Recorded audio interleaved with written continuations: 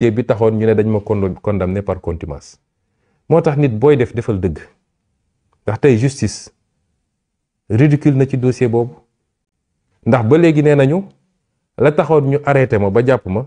du dossier boobu kon ba léegi man contumace ça premier ministre Sénégal samay passeport yu ñu téye woon ba léegi dew ma ko jëli dew ma kenn ne jox ma sama passeport waaye fekk nañ ma sama bureau defal ma passeport diplomatique lépp ne ma tukkil justice ci boppam mooy discrédité boppam su dee duma contumace war nañ ma ñëw arrêté bu dee contumace ba jeex na war nañu ubbiwaat dossier atte ko justice ci boppam moo néewal boppam doole te lan moo ko andi mooy ay magistrat ni mu amee magistrat yu jub yu dëggu te gis nañ ko ci jamono jooju noonu la amee magistrat yu doy waar yu dëng nangu politiciens yi di leen digal di leen instrumentaliser man wax naa leen su ngeen déggee sax ku ñëw andil leen muy juge muy procureur ne leen lii ci premier ministre ju wala ci président de la république waxul dëgg ndax duñ leen mus a sant lu moyoog yoon lu waroog yoon wala lu waroog sax éthique wala morale na nit ñi jël seen responsabilité moo tax ma bind ministre de la justice moo koy bind dama ko bind en tant que citoyen ne ko tous les dossiers waaye nañ ko def traitement équitable ndax dañoo créer lu mat 10 dossiers teg ko sama ndodd man ma déposé lu ëpp 6 plaintes ñu jël samay plainte laxas ko teg ko fële kenn mu see instruire benn plainte ba pare def cabale contre moi kon su ngeen di traité da ngeen di traité à charge et à décharge samay plainte na ngeen ko génne ngeen instruire ko de la même manière bi ma ko bindee mu tontu ma moom daanaka le 26 mars bi ma tontoo le 26 mars am lu mu wax ne man sama fonction premier ministre dina tax yenn yi jafe ma tontuwaat ko man le 2 avril lettre yaa ngi nii ma ne ko monsieur le garde des Sceaux premier ministre bi dafa am fële citoyen Ousmane Sonko am fii citoyen Ousmane Sonko moo la ne nañu seetal ay dossier te bàyyiwuma ci benn dossier nag parce que man amul lu ma ragal gannaaw yàlla am dégg naa ñenn ñi naan waaye dossier bi man amul dossier bu ma ragal parce que gisuma dossier bu ñu ma mun a condamner amul ndax musuma tooñ gisuma ko kon lu may ragal ay magistrat lay ragal déet magistrat bu def lu dul yoon ñu taxaw ne ko lii nga def du yoon kon ma ne ko benn sama avocat moo la bindoon en tant que avocat buy défendre son client booy tontu bindal nga de tontu sama avocat bul ma bind man en tant que premier ministre ñaareel bi j'étais écrit en tant que citoyen bis bu ñu ma convoqué tribunal fële laay teg premier ministre bu ma dox ndànk dem tribunal kon dama bëgg dossiers yi ngeen leeral ko ba mu leer nañ mais à charge et à décharge samay dossiers yi ma déposé woon pour complot te ñu siite ci génne ay preuves yu leer nañ na ngeen ko instruire de la même manière ak yeneen yi nga xam ne def nañ ma ko bii dossier ci la bokkoon ma fàttali leen ni dossier bi ci la ñu écarté sama candidature ci tappale moo tax li xew tey man bettuma parce que même cour suprême bi la avec les mêmes magistrats dañuy rafetal ndax bëgguñu weddi seen bopp mais je tenais à ce que ñu yegg fii te lii ce n'est que la première phase ku jàpp ni dossier bi jeex na jeexagul te dossier bi nag amul benn rapport ak sama candidature man li des ci sama dund bu soobee yàlla élection moo bokkul maa ci bëggul bokk gisuma lu mën a tere bokk élection ndax ñoom ñu defoon ba fexe ba écarté ma balaa élection présidentielle am bi ñu ma écarté ba pare ñoo ma delloo si waat ci biir fichier bi ba ma voté élection présidentielle voté jiite liste élection législative gagné voté gagné ba tey jii dama suspendre sama fonction de député waaye mun naa ne sax am naa mandat député ndax constitution moo ma ko permettre te noonu lay amee élection locale dinaa dugg ci liste bu ma neex pas en tant que tête de liste mais en tant que conseiller noonu lay demee ci élection bu mu neex kon loolu nañ ko teg fële caaxaan yi ñu doon def utiliser tout l'appareil judiciaire sur commande politique pour écarter un candidat loolu amatul Sénégal. mu des nag biñ leen waxee ñu def ko damay fàttali ni dossier bi déclaration ma defoon la ci conférence de presse ñu gaawantu instrumentaliser benn ministre boo xam ne tey daw na moo xam li tax mu daw.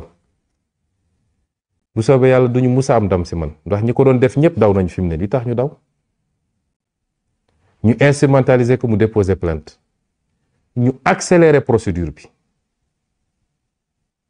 te musuñu maa may ma egg tribunal yéen a ngi fàttaliku bu ma daan dem tribunal ci corniche bi lañ may attaqué gazé ma toj sama oto musumaa dem tribunal def nañu dossier ba mu jeex musumaa fekke musuñu maa may fu ma défendre ba cour suprême ba ñuy def cour suprême maa nga Cap Manuel bii tëdd fa lañ ko defee dossier bi première instance ba cour suprême sénégalais yëpp toog seetaanandoo li xew ñëpp xam ni dañ doon tappale tout le circuit première instance ñu fexe ba am condamnation ñu ne condamnation boobu doyu leen parce que ça ne me rend pas inéligible terew ma nekk candidat ñu yóbbu ko cour d'appel ñu gaaw enrôlé te respecté wuñu sax délai yi jóge ci lool ci li ñuy wax diffamation ne 200 millions laa war a fay yokk peine bi pour ma bañ a nekk candidat waaye boole ci ak coxor goo xam ne liñ ci doon jublu mooy fexe ba lu su dee am naa alal ñu nangu ko yéen dégg ngeen après ñu taxaw ne sama kër la ñu bëgg a nangu loolu yóbbee woon na ma ba sama benn kër gi ma am te sama ñaq rek laa ko amee musuma jël lu ma moomut bi ma xamee ni ci lañ jublu ne dañ koy jël damaa dem jël notaire def donation jël kër gi may ko sama njaboot tey man soo demoon sama déclaration patrimoine doo fa fekk kër ndax kër gi ma am dama ko mujj jël def donation fay droit de mutation yu cher def ci samay turu doom ak samay turu soxla ci coxor gi ñu boole woon ci affaire yi rek pour bëgg lu néew li ma amoon ci alal ñu nangu ko si xañ sama famille héritage ba pare jaare foofu tere sama candidature moo tax ma ne dossier bi commencé gul sax parce que mënul demee noonu ñu ne dañ ma poursuivre pour falsification de document administratif faux ba cour suprême ni mu fa demee yéen gis ngeen ni keroog bi cour suprême di dem nañu Ziguinchor amuñu fa ndam ñu dellu si waat Ndakaaru amuñu fi ndam ñu fexe lu ne ñu fexe ko ba dem cour suprême fan la mujje gis ngeen li xew keroog cour suprême bañ na ba kenn ci juge yi fa newoon nga xam ne toujours maa ngi koy rendre hommage di jigéen ju jàmbaare bi ñu paree dafa ne du ma signer lii parce que xam ngeen ni lii jaaduwut loolu rek doy na ci vice de procédure tey ñooñu ñoo dajewaat tey ne duñu prononcé wu ci fond bi mais jàpp nañ ni comme question de forme et de fait rek la ñuy wax ñoom jàpp nañ ni la gars yi defoon dara amu ci ñoom xam nañ ne ñu wax tegul yoon mais loolu dafa weesu man soo gisee ma nekk ci yooyu par principe la parce que fi mu ne dama nekk ci yeneen orientation mais dossier bu ma mus a concerné naa ko topp ba mu jeex loolu ñu waxoon ñoom rapport baa ngi nii xam nga yàlla dafa mën a àtte pré rapport baa ngi nii rapport baa ngi nii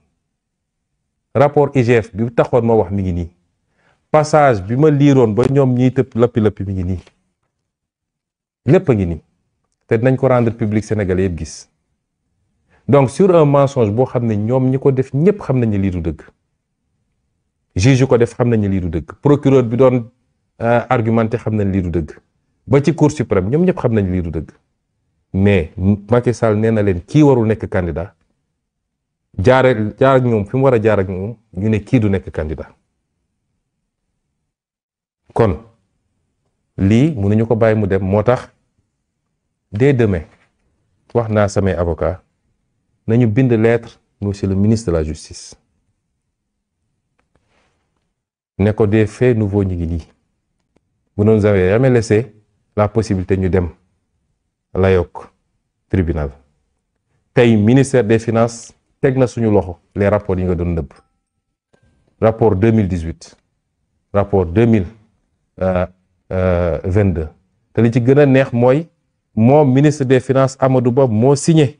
ordre de mission bi mi ngi nii moom ministre des finances Amadou Ba moo ko signé lii justice bu ne woon ministre des finances sax dites-nous est-ce que ce rapport existe dina am réponse bi ci lii la ñu jaxasee réew mi yépp ci ay tappale moo tax l'un de nos plus gros problèmes ba léegi dañul mooy la justice sénégalaise ça c'est le citoyen qui parle te am naa sañ-sañ bi te maa ngi gis nag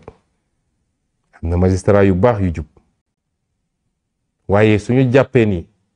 parce que prononcé nañ changement am na des na de on a un gros problème avec la justice sénégalaise te faw rek justice bi dellu fu mu nekkoon ñun bu ñu demee ba ne du ñu jox ndigal justice lañ ciy xaar te loolu la citoyen yëpp di xaar mooy justice yéeg à la hauteur de ce que les citoyens attendent moo tax ci dossier bi comme ci dossier yëpp nag bu ñu tàyyiwul du ma tàyyi les Sénégalais ont le droit de savoir diffamation musul am accusation non fondée musul am